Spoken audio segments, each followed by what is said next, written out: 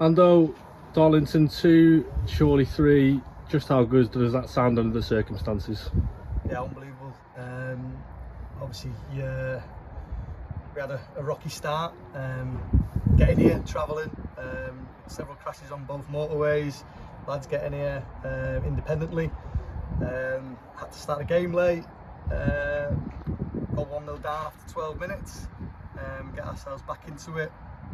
Again, concede just before half time.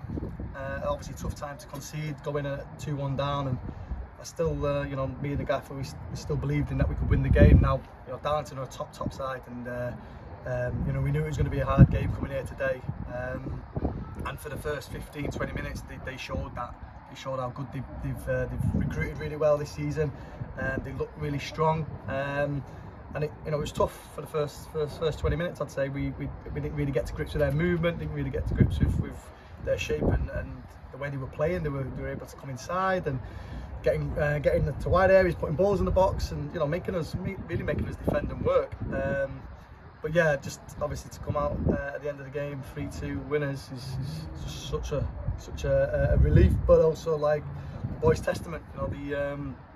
The togetherness of the group, the desire, the hunger, and everything basically what Chorley epitomises. You took the words out of my mouth there in terms of the epitome of what we do. A lot of people talk about how tough we are to play against, and especially from your side of the management team, to go behind so early on and to come back in the way that we did is just, I guess, further pushing on that. Yeah, and I mentioned at half time that we've got to still be resilient. Things are going against us. We're going to get bigger challenges ahead. It's the first game of the season, and it seems like we've had quite a few go against us. Man sent off, so we're down to 10 men. But the gaffer wanted to be really positive and keep as many bodies up the pitch as we possibly could, and be a threat when we had the ball. And the boys in midfield, they worked so hard. It was like we were playing with 11 at times. The boys in midfield, they were running from left to right and getting across and cutting angles off and just doing everything for the team. And that's what the boys do. They wear their heart on the sleeve, and they give everything that they've got. And it's such an unbelievable performance. By no means way of taking away from the performance, obviously, but I have to ask you, what was your take on the red card, and also for the goal in half time, what looked to be a foul on Adam Henley? Yeah, I mean, obviously for the sending off, Milan's getting groped and getting dragged around, and he doesn't need to be.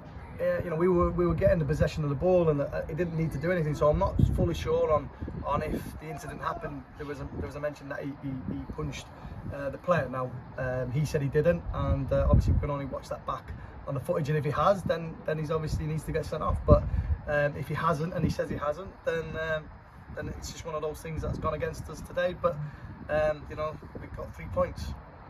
In terms of the goals, all three, great take from Tom Carr for the first one, and then 2 headers, 2 set pieces, Sampson and Wilson. I guess the supporters were singing set piece again, ole ole, and we've just picked up from where we left off. Yeah, and again we work on it, and obviously some teams will say that we are a set piece team, and there were times today that we played some good football. Now we've got to be resolute away from home, and that is something that we need to be better at than last season. And obviously 1 game, 1 win for us away from home, and it's only 1 win, right? But yeah, the set piece goals were well worked again, and we're good at them. So why would we not exploit them when the opportunities come around? In terms of now the week ahead, obviously rest, recuperate, train hard, and then it's on to our opening first home fixture, and it doesn't come much bigger, does it, against a team like Chester? Yeah, and obviously they've been able to recruit really well, and invested in the squad. The manager came out and said that. They've obviously sold one of the players last season, and the fans have been able to contribute to that. So we know that they're going to be tough, right? And they're going to be probably one of the favourites for the league. It's a big game like today was. It's our first home game.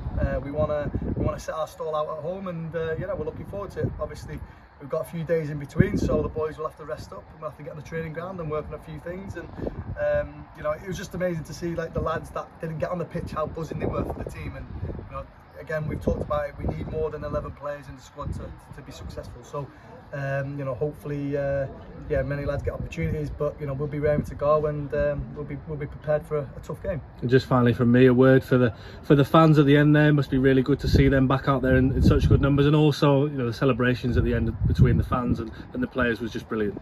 Yeah, obviously I've been here 4 seasons now, and the relationship between the players, the club and the fans, I think, is growing all the time, and that showed today when we got the win for them.